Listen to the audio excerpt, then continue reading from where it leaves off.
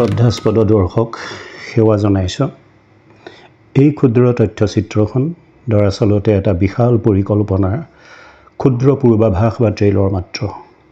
অসমৰ প্ৰায় ৪,০০০ বছৰীয়া ৰাগ সংগীত বা শাস্ত্ৰীয় সংগীতৰ হেৰাই যাবলৈ ধৰা উপাদানবোৰ পুনৰ উদ্ধাৰ আৰু সংৰক্ষণ কৰাৰ সময় উকলি গ'ল। এই আপুৰুগীয়া জাতীয় ঐতিহ্যক দৃশ্য শ্ৰব্য মাধ্যমত শুদ্ধ ৰূপত প্ৰণালীবদ্ধভাৱে ধৰি ৰখা আৰু ডিজিটেল ৰিপজিটৰী বা ৱেব আৰ্কাইভত সেয়া যুগমীয়াকৈ বিশ্বই দেখা পোৱাকৈ সংৰক্ষণ কৰাৰ বাবে বহু বছৰ জুৰি প্ৰয়াস কৰি থকা হৈছে। এই তথ্যচিত্ৰখন তাৰ সামান্য ৰেঙনি। ৩,০০০ বছৰৰ পূৰ্বে বৈদিক যুগত পুৰণি অসম বা প্ৰাগজ্যোতিষ কামৰূপৰ বিশাল ভূখণ্ডত সামগানৰ চৰ্চা হৈছিল। হাজাৰ বছৰ পূৰ্বে ইয়াতে শয্যাগীত সৃষ্টি হৈছিল। তাৰো পূৰ্বে মহাকাব্য যুগত মহৰ্ষি বেদব্যাসৰ পৰা উদ্গত ব্যাস সংগীতৰ বহুল প্ৰচলন আছিল এই অসম দেশত। এইবোৰে আমাক গৰ্বিত কৰে, কিন্তু উদাসীনতা, অজ্ঞতা বা অন্য কিবা কাৰণত এই মহান ঐতিহ্য আজি অৱহেলিত, অনাদৃত, বিস্মৃত। এই পটভূমিতে তথ্যচিত্ৰখনি প্ৰস্তুত কৰা হৈছে। আশা ৰাখিছোঁ আপোনাক সবেই এই প্ৰয়াসলৈ পূৰ্ণ সহযোগিতা আগবঢ়াব। ধন্যবাদ। Warm welcome, respected viewers. I am Brajokeshwar Saikia. This short documentary is a glimpse of the mega project undertaken by Northeast Watch, the title of which is Audio-Visual Documentation and Web-Based Archiving Digital Repository of Assamese Rag Parampara. Assamese nation is endowed with a unique, rich, more than 3,000 years old heritage of Assamese Shastriya, that is Raga Sangit Marga, which practiced and promoted Samagan in the Vedic era. Vyasa Sangit originated from Vyasa, created Sharyagit more than 1,000 years ago. This glorious heritage reached its zenith in the genius of Shankardeva. Many of the original ancient elements of our rag tradition have become rare, even extinct, with every passing generation. We are planning to restore and preserve these elements and trying to establish this heritage as a distinct school of Indian music, following the footprints of Jyoti Prasad, Vishnu Prasad, Rabha, Kirtinath Sharma Bordoloi, and others. Solicit your active cooperation. Thanks. অসমৰ ৰাগ সংগীতৰ প্ৰচলন বহু প্ৰাচীন কালৰ পৰা আছে বুলি জনা যায়। আৰু অসমত ৰাগ সংগীতৰ ধাৰা অতি চহকী আছিল, কিন্তু কালক্ৰমত সেই লাহে লাহে আমাৰ অসমৰ পৰা হেৰাই গ'ল। তাৰ কিছু নিদৰ্শন পোৱা যায় এতিয়া ব্যাস ওজাপালিত। সামগান বা চৰ্যাপদ এইবিলাকৰো প্ৰচলন এসময়ত আমাৰ অসমত আছিল, যি সময়ত অসমৰ নাম আছিল প্ৰাগজ্যোতিষ বা কামৰূপ। কিন্তু লাহে লাহে সেই আমাৰ পৰা চৰ্চাৰ অভাৱত হেৰাই গ'ল। এতিয়া আকৌ এই ৰাগ সংগীতৰ প্ৰচলন যাতে হয়, প্ৰচাৰ যাতে হয়, আমাৰ অসমৰ ঐতিহ্যবাহী যিটো ৰাগ সংগীতৰ ধাৰা এতিয়াও আছে, সেইটো হ'ল ওজাপালি আৰু বৰগীত। বৰগীত বহুত পাছত মহাপুৰুষ শংকৰদেৱৰ সৃষ্টি, মাধৱদেৱৰ সৃষ্টি। এই দুটা ধাৰা, এটা ব্যাস ওজাপালি, আনটো হ'ল বৰগীতৰ ধাৰা। এই দুটা ধাৰাই এতিয়াও ৰাগ সংগীতৰ ঐতিহ্য বহন কৰি আছে। আমি শ্ৰদ্ধেয় ব্ৰজকিশোৰ শইকীয়াৰ নেতৃত্বত এই ৰাগ সংগীতৰ যাতে পুনৰুদ্ধাৰ হয়, ৰাগ সংগীতৰ যাতে চৰ্চা হয়, প্ৰচাৰ হয়, তাৰ কাৰণে চেষ্টা কৰি আছে তেখেতসকলে।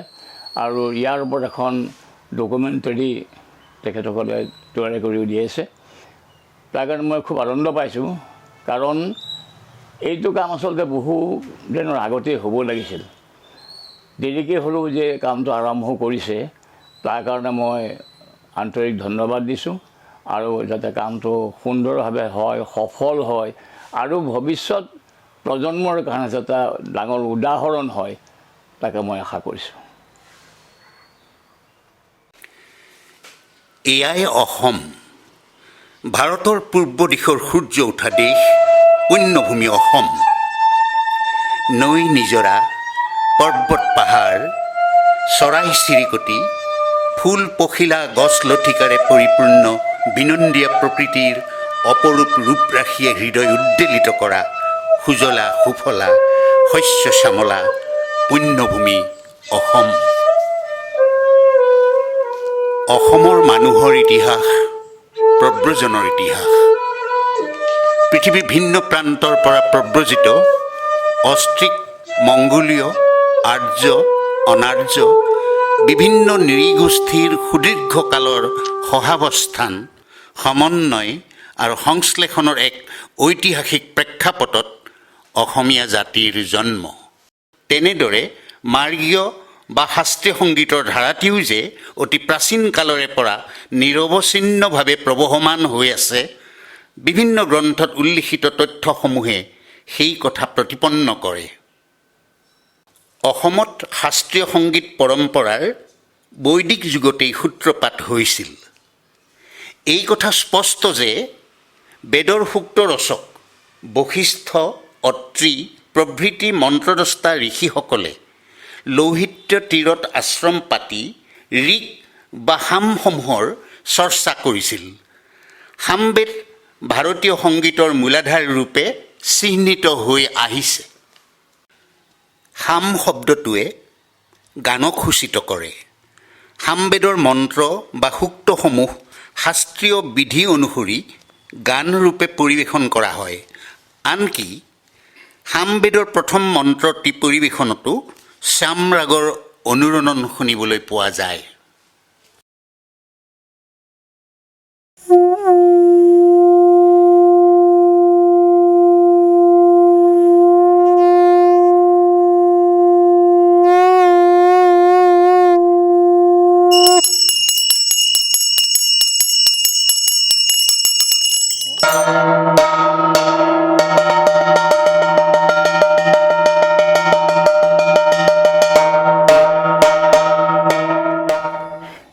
घृतप्रदीप ओम अग्निपुरुषाय नमः प्रजापतिदेवताय नैवेद्याय नमः तत्सम्प्राणि भूताय ओम अग्निपुरुषाय नमः तत्पुनरासमं अग्निपुरुषाय नमः।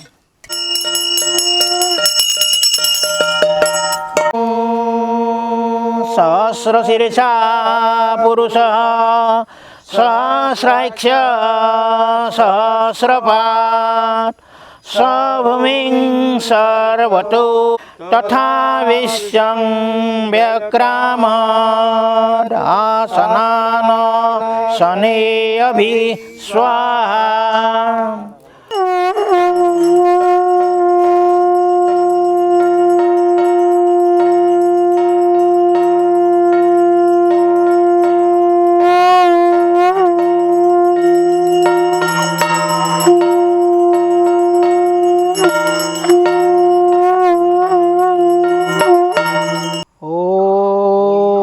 सत्तारि शृङ्गः त्रयोश्च पादः दे शीर्षे सप्तहस्तासुयस्य त्रिधा बद्धो वृषभोरुरवीति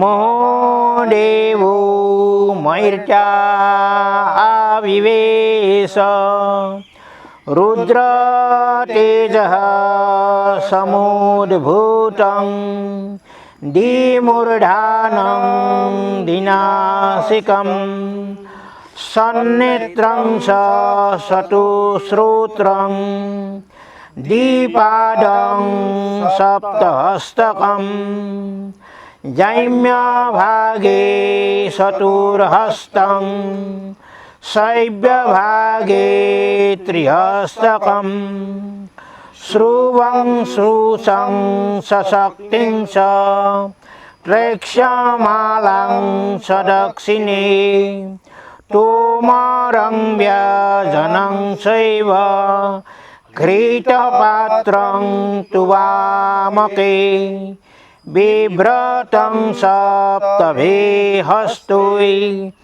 द्विमुखं सप्तजिह्वकं दक्षिणं चतुर्जिह्वं त्रिजिह्वमुत्तरे मुखं द्वादशकोटिमुचाख्यं द्विपञ्चाशत्कलायुतं स्वाहा स्वधा वसत्कारोय अंकितं मेषवाहनं रक्तमैलाम्बरधरं रक्तपद्मासनस्थितं रौद्रं तु वनिनामानं वनिमावाहयाम्यहं तन्मुखं सर्वदेवानां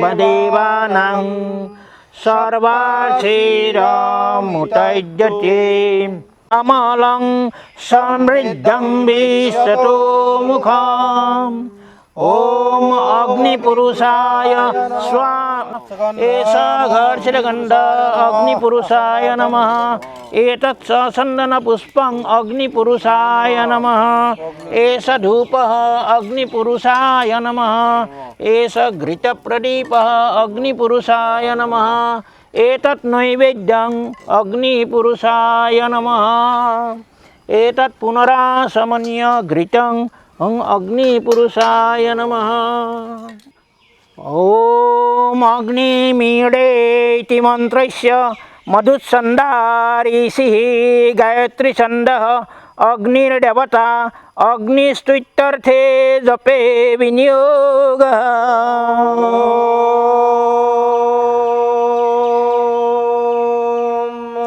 अग्निमीडे पुरोहितं यज्ञस्य देवमृत्युजं होतारं रत्नधातमम्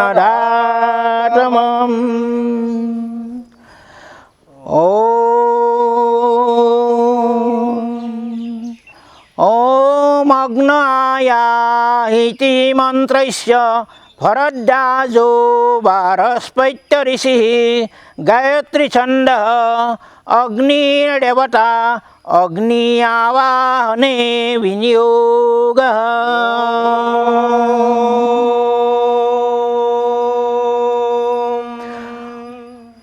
अग्नाया वितये गृह्णानो हव्यदातये निहोता सत्शिवर्षि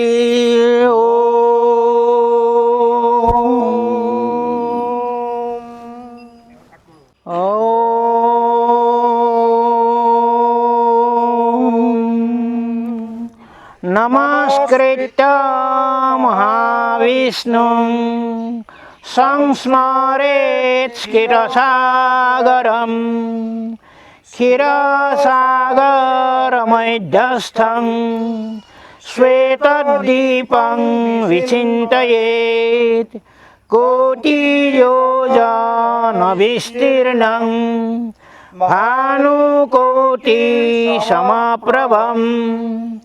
तन्मध्ये तु महादिव्यं प्रासादं रत्ननिर्मितं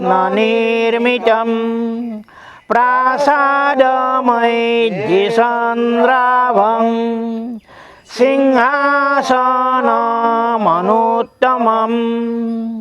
तस्योपरि महानागं शेषाख्यं मणिमण्डितं तदासने महाविष्णुं तत्फणाव्याप्तमस्तकं वेदसूक्तैस्तूयमानं नानारत्नविभूषितं ঘন নীল তনুং দেবং অপ্সরোগণশোভিতম ত্রিনাদি ব্রহ্মপর্যন্তং বিশ্বগং বিশ্বসাক্ষিণম সরাসর গুরুং দেবং ঘনশ্যামং চতুর্ভুজম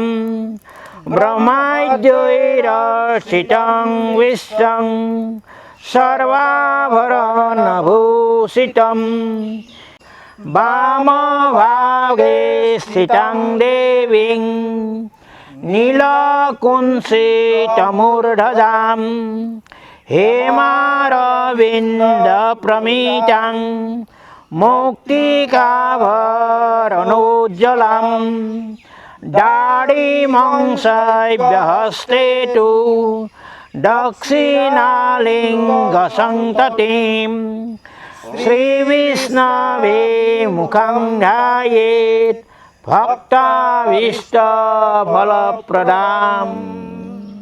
ওং মহাবিষ্ণবে নমঃ। এতৎ পাদ্যং ওং মহাবিষ্ণবে নমঃ। যথোনু কল্পিতকার্ঘ ওং মহাবিষ্ণবে নমঃ। एतद् आसमनीय घृतं ओं महाविष्णवे नमः। एतत् स्नानीय घृतं ओं महाविष्णवे नमः। एष घर्षितगन्ध ओं महाविष्णवे नमः। ओं महाविष्णवे नमः। एतत् नैवेद्यं ओं महाविष्णवे नमः। एतत् पुनरासमनीय घृतं ओं महाविष्णवे नमः।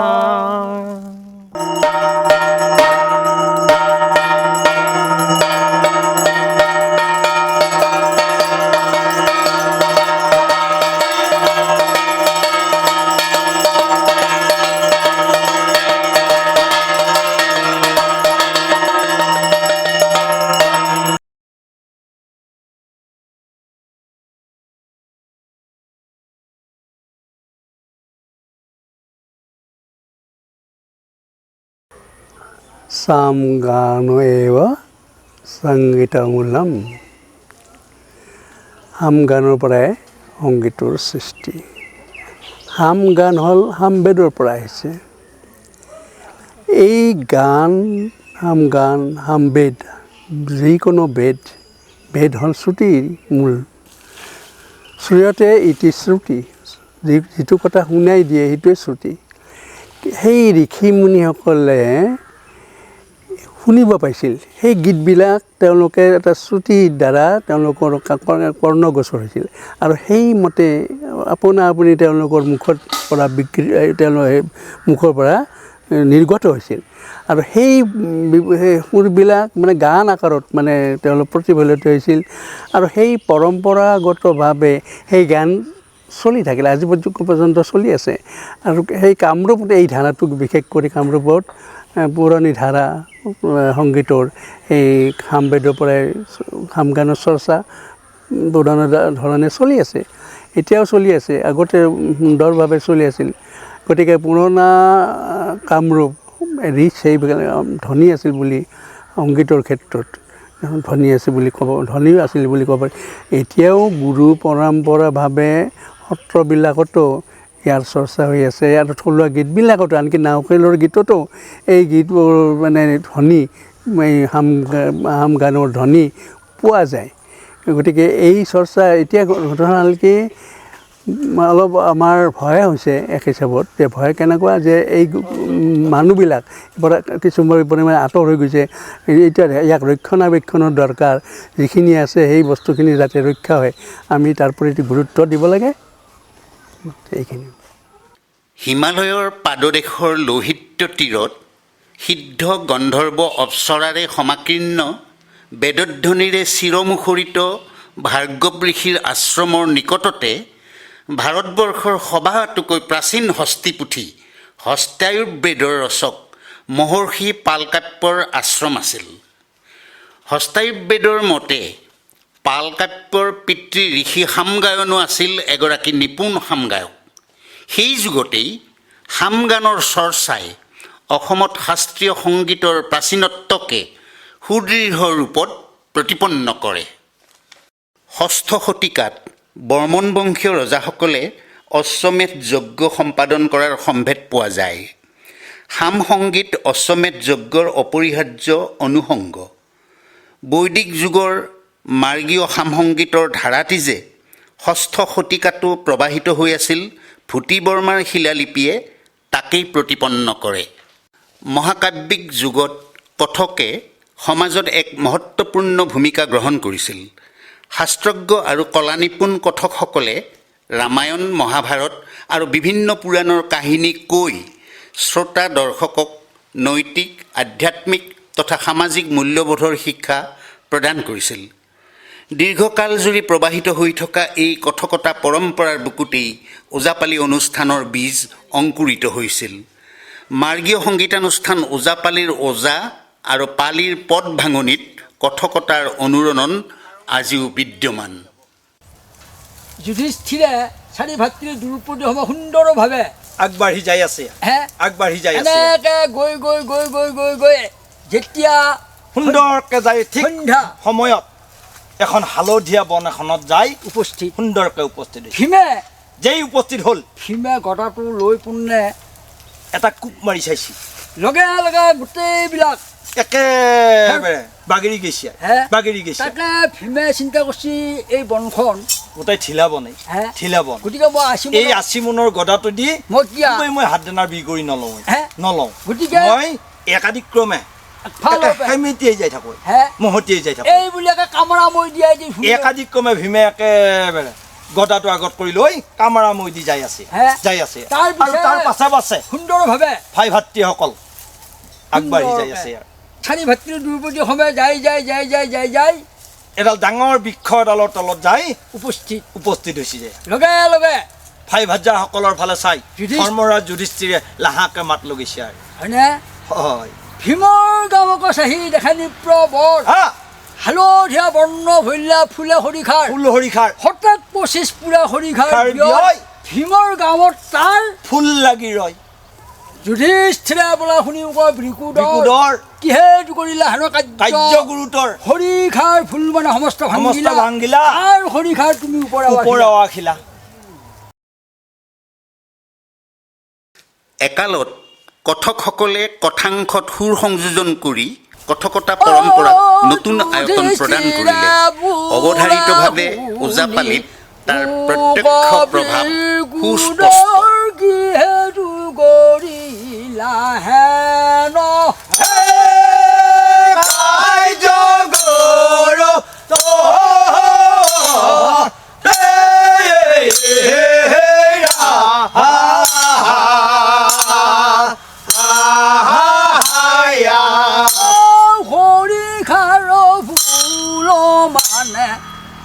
সমস্তে ভাঙ্গিলা কাৰ সৰিষাৰ তুমি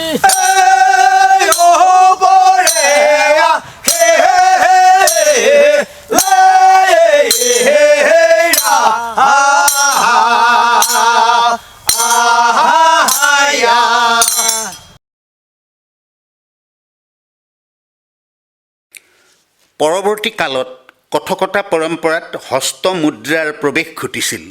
সন্দেহ নাই, শাস্ত্ৰীয় কথা, সুৰ আৰু হস্ত মুদ্ৰাৰে সমন্বিত মহাকাব্যিক যুগৰ কথকতা পৰম্পৰাৰ পৰা উদ্ভূত ওজাপালি অনুষ্ঠানেও ৰূপান্তৰৰ সুদীৰ্ঘ পৰিক্ৰমাৰে দৃষ্টিনন্দন ৰূপ পৰিগ্ৰহ কৰি অসমৰ শাস্ত্ৰীয় সংগীতৰ প্ৰাচীন ধাৰাটি প্ৰবাহিত কৰি ৰাখিছে।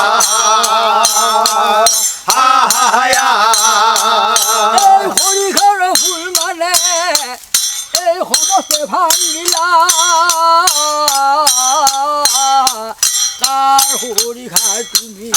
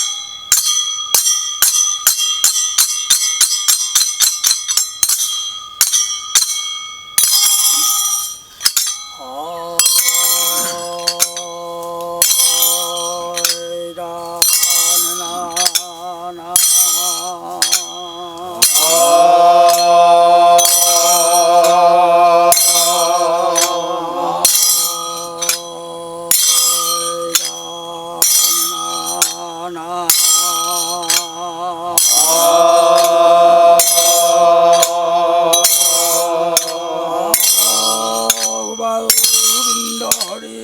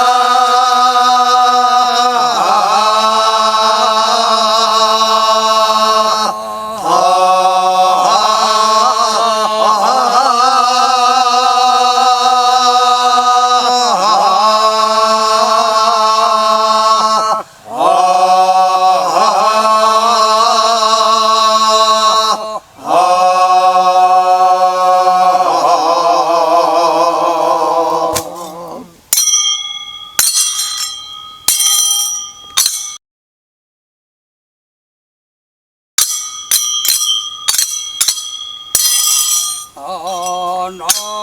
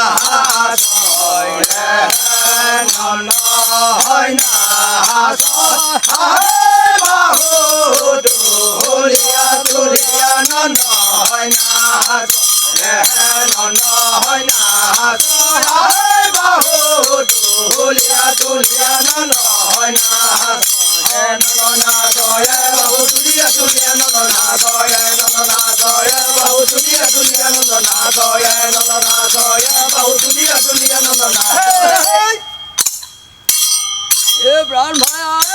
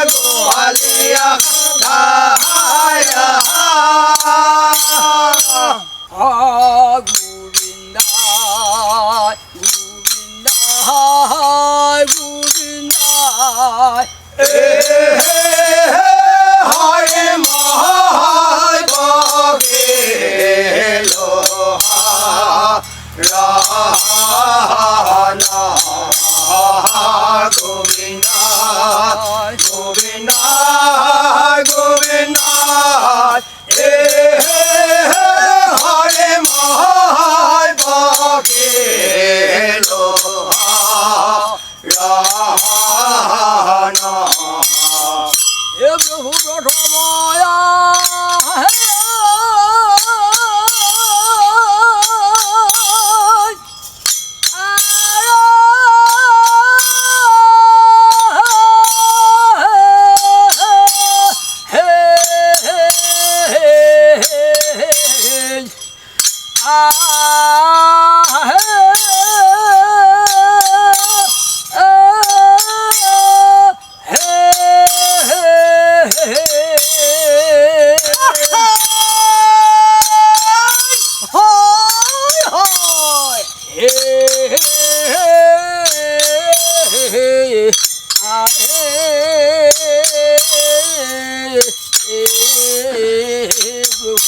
প্ৰথমে পৰম ব্ৰহ্ম প্ৰভুৰূপী সনাতন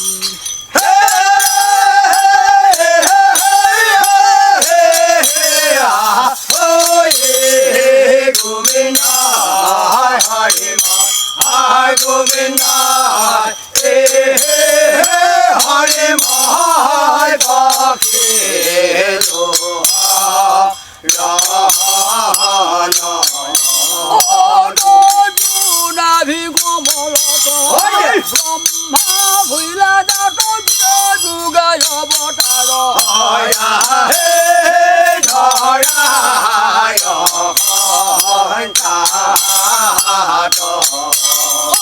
প্ৰথমতে ভৈলা প্ৰভু অৱতাৰ মাৰি লণ্ড সংখ্যা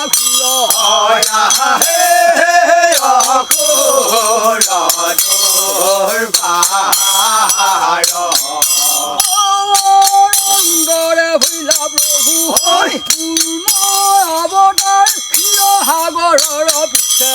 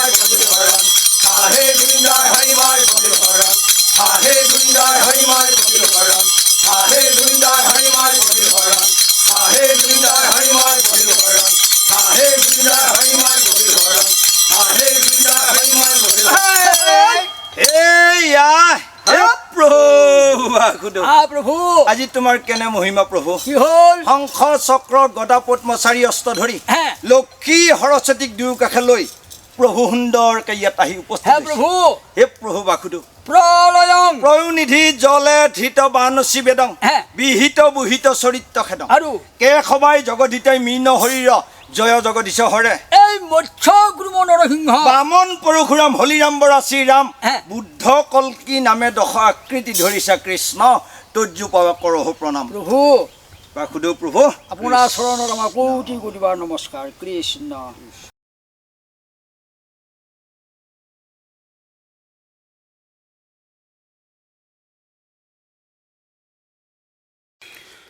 ভৰতৰ নাট্যশাস্ত্ৰ আজিৰ পৰা প্ৰায় ২৫০০ বছৰ পূৰ্বে ৰচিত এখন প্ৰাচীন গ্ৰন্থ।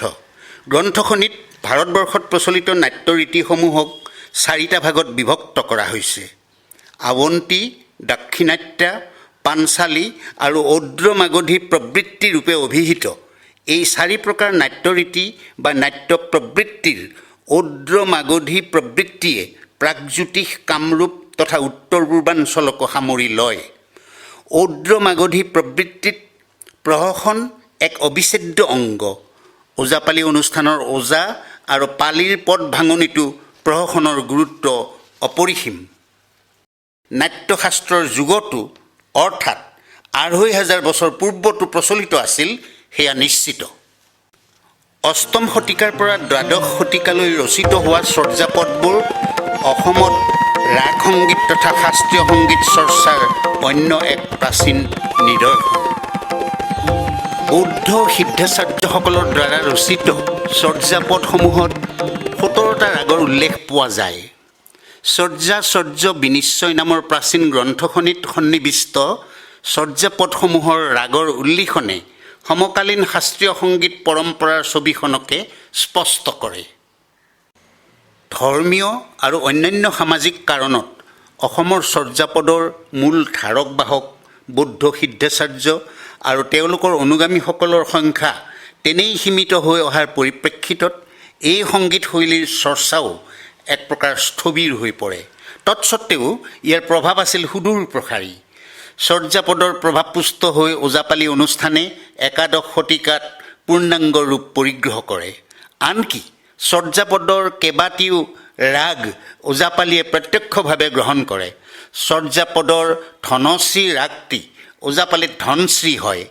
একেদৰে ৰামক্ৰী ৰামগিৰি হয়, মল্লাৰী মালাৰী হয়, বৰাৰী মালচী দেশাখ গুঞ্জুৰী ভৈৰৱী আদি ৰাগসমূহো ওজাপালিলৈ চৰ্যাপদৰ পৰা অহা বুলি সংগীতজ্ঞসকলে মত পোষণ কৰে।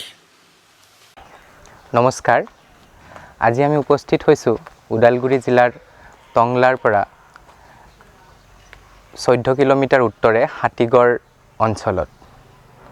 ইয়াতে আমি পাইছোঁ প্ৰাচীন বৌদ্ধ স্তূপ। ইয়াতে পোৱা যায় পাল বংশৰ ভাস্কৰ্যত পাল বংশৰ পালাচেনা আৰ্ট। 1100-1200 বছৰ পুৰণি এই ধ্বংস অৱশেষ যিয়ে দিয়ে পাল বংশৰ নিদৰ্শন। চৰ্যাপদ আমাৰ অসমীয়া, বাংলা, ওড়িয়া, মৈথিলী সাহিত্যৰ আদি নিদৰ্শন বুলি আমি জানো।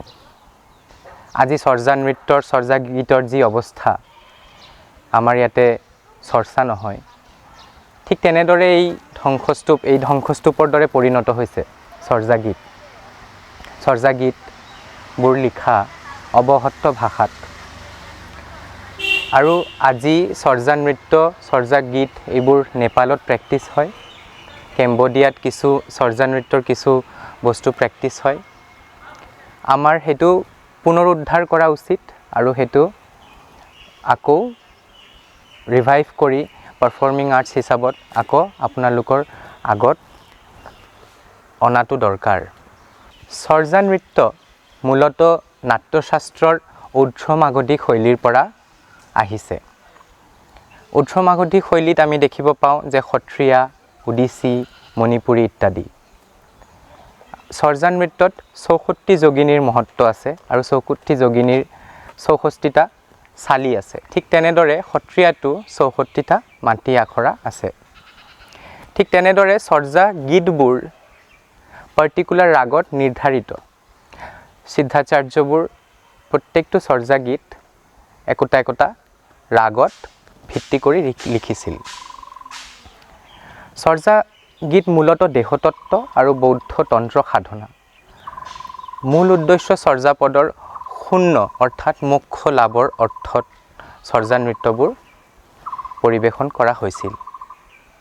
মূলতঃ দেখা যায় শাস্ত্ৰীয় নৃত্যসমূহ অভিনয় দৰ্পণৰ হস্তমুদ্ৰাৰ ব্যৱহাৰ হয়।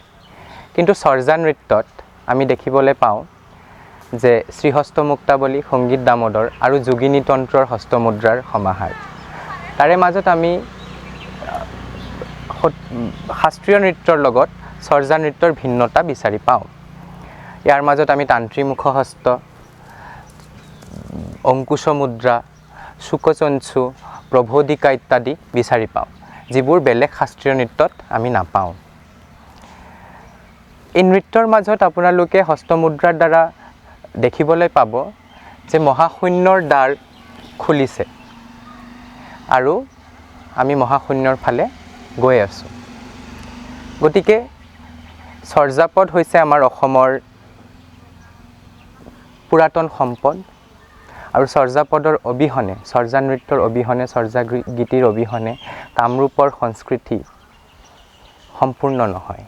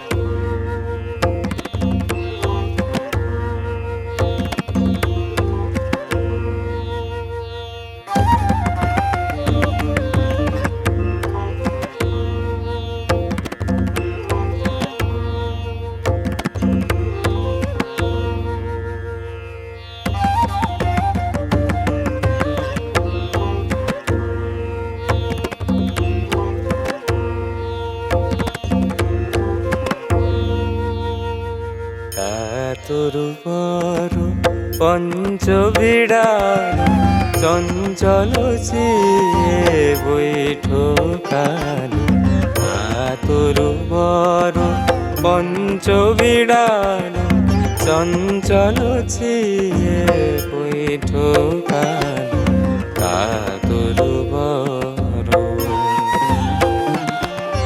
পীঠ করিও মহাশুভ পরিমাণ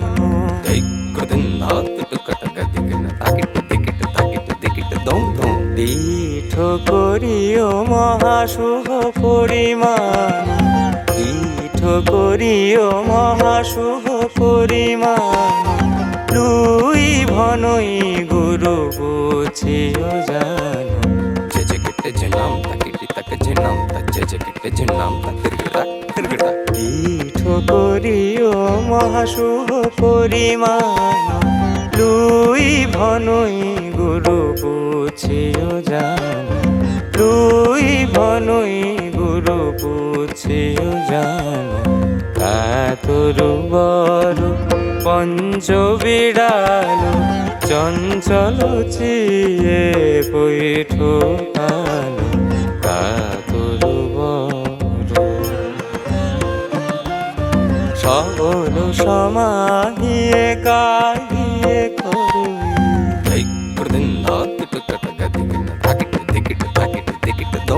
সকল সমাহিয়ে কাহিয়ে করুই সকল সমাহিয়ে কাহিয়ে করুই সুখে দুঃখে তে নিশ্চিত মরু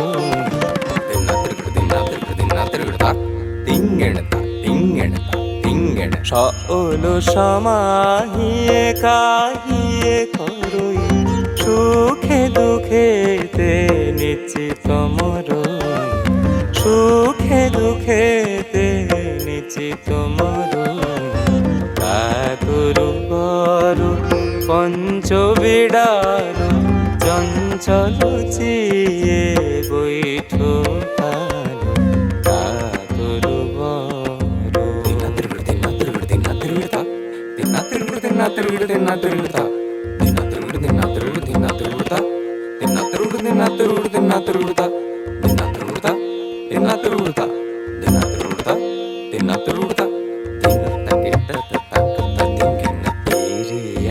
ছন্দক বন্ধ করনাক পাটে রয়াসো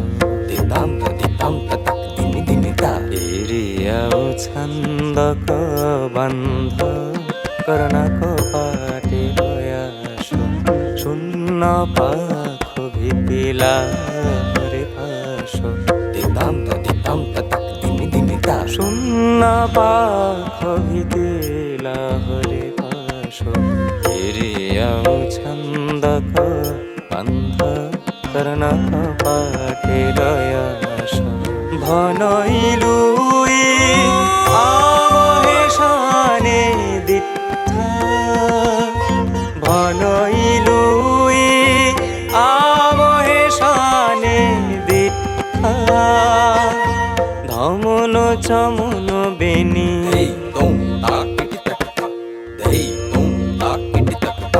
ধমন চমন বেনি ধমন চমন বেনি ধমন চমন বেনি ধমন চমন বেনি পিণ্ডি বৈঠা ধমন চমন বেনি পিণ্ডি বৈঠা কাতরু বড় পঞ্চবিড়াল চঞ্চল চিয়ে বৈঠো কালো কাতরু বড়